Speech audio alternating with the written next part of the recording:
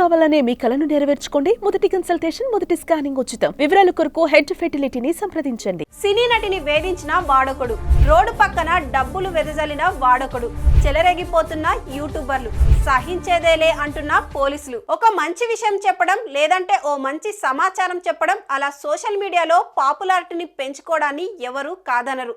జనాల భావోద్వేగాలతో ఆడుకొనే సెన్సేషనల్ సృష్టించి సోషల్ మీడియాలో డబ్బులు సంపాదిద్దామంటే మాత్రం తాట తీస్తామంటున్నారు పోలీసులు. కాస్తంత తేడాతో అలా ప్రవర్తించిన ఇద్దరిని హైదరాబాద్ పోలీసులు లోపలేశారు. ఓవర్ యాక్షన్ చేసే సోషల్ మీడియా వీరులకు ఓ మెసేజ్ ఇచ్చారు.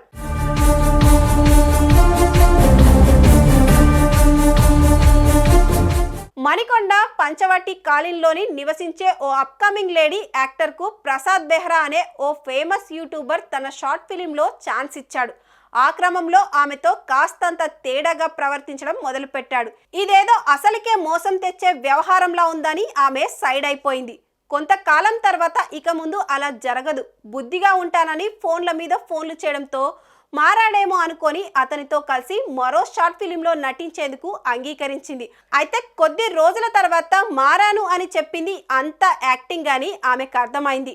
వేధింపులకు బెదిరింపులు యాడ్ కావడంతో వీల్లేని పరిస్థితుల్లో పోలీసులకు ప్రసాద్ మీద రిపోర్ట్ చేయడంతో కేసు నమోదైంది. ప్రాథమిక సాక్ష్యాధారాలు దొరకడంతో ప్రసాద్ను పోలీసులు అరెస్టు చేశారు. కేసు పెట్టి లోపలకు పంపించారు.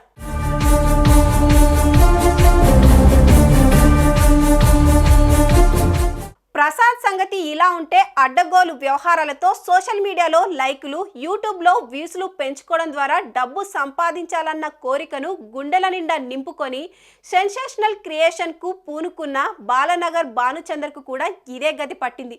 మనోడు ఓ 20,000 రూపాయల డబ్బుల కట్ట చేతబుచ్చుకొని ఎంచక్క ఔటర్ రింగ్ రోడ్ మీదకు చేరుకున్నాడు. ఇదిగో ఈ అడ్రస్ కనిపిస్తుంది కదా, ఇక్కడ చెట్ల పొదల్లో 20,000 రూపాయలు వేస్తున్నా. ఎవరు ముందుగా ఇక్కడికి వస్తే వారికి ఆ 20,000 ప్రాప్తం అంటూ ఓ బైట్ రికార్డ్ చేసి తన ఇన్స్టాలో పోస్టు చేసేశాడు.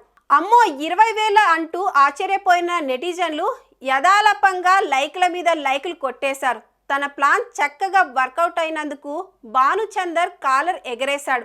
అయితే ట్రేజర్ హంట్ పేరుతో పబ్లిష్ అయిన ఈ సెన్సేషనల్ పోస్ట్ ఓ ఆర్ఆర్ పెట్రోలింగ్ సిబ్బంది కంటపడింది.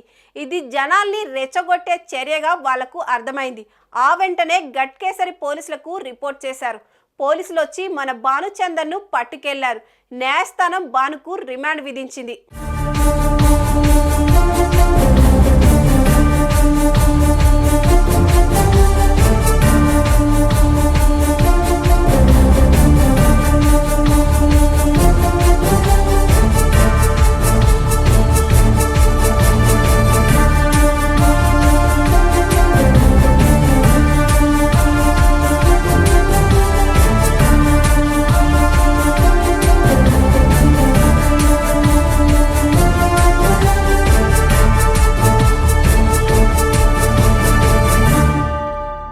నేను ఫేమస్ యూట్యూబర్ని, ఏం చేసినా చెల్లుతుంది అని అనుకున్న బెహ్రా ప్రసాద్ కావచ్చు, లేదంటే డబ్బు కట్టల్ని రోడ్డు పక్కన పడేసి హరియప్ తెచ్చుకోండి అంటూ జనాన్ని రెచ్చగొట్టిన భానుచందర్ కావచ్చు. తెలిసి ఒకడు, తెలిసి తెలియక ఒకడు చేసిన ఈ తప్పులు చట్టం దృష్టిలో తీవ్రమైన నేరాలు.